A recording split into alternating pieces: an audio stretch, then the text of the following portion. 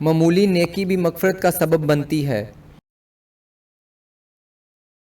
اللہ تعالیٰ شکور ہے، اور شکور کی تعریف مرکہ میں یہ ہے کہ جو قلیل عمل پر عظیم جزا عطا فرمائے، اس کو شکور کہتے ہیں۔